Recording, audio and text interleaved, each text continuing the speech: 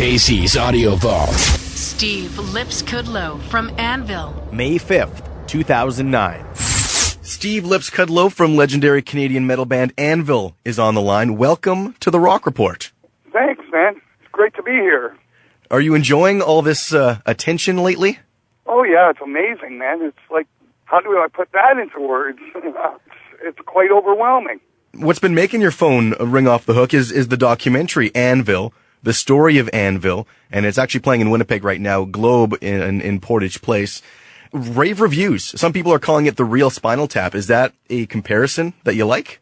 That I like? It was unavoidable. And instead of repelling the idea that it would be compared to Spinal Tap, it was actually embraced in the movie and gave it acknowledgement in small innuendos. And that's really the crux of the thing behind the idea that it's like Spinal Tap. But in the actual reality, it's the real thing. It's really being on the road. It's really the different circumstances that come with that, the families. And the movie's really much more about perseverance, dedication, family, rather than being like Spinal Tap. How did the documentary get started? We met Sasha, the director, in 1982 when we went to play in England at the Monsters of Rock Donington Festival, as well as the Marquee Club. And he made his way backstage, and we became friends with him. And he eventually came on the road with us, and we took him all over Canada in hockey arenas back in the early 80s. And then he disappeared and became a screenwriter for Steven Spielberg. He contacted me in June of 2005. Hadn't seen each other in 17, 18 years, something like that.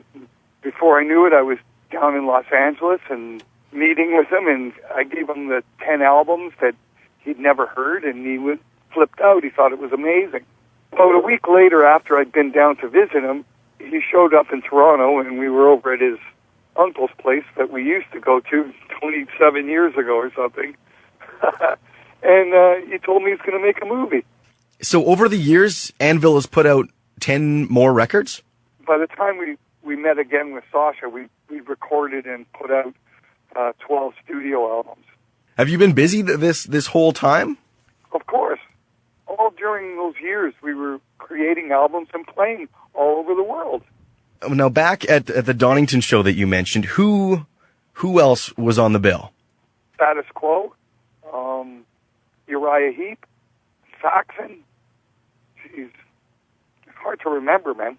It's not like it was yesterday. So ever since you were 10, 12 years old, you knew you wanted to make metal, and you haven't let up yet. I don't know that they called it metal then. I started playing guitar when I was 10.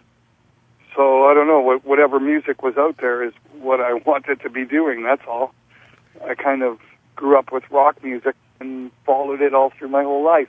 That's what I do. That's what I like. Congratulations that you're getting all this attention after many years. And do you remember writing the song Metal on Metal? We're just going to play it in a moment. Yeah, I can remember the first time I played the riff. It was in a rehearsal place, and I was using my brown natural finish Flying D, and I shut the tone control off so that it had a really nasally tone, and played that riff.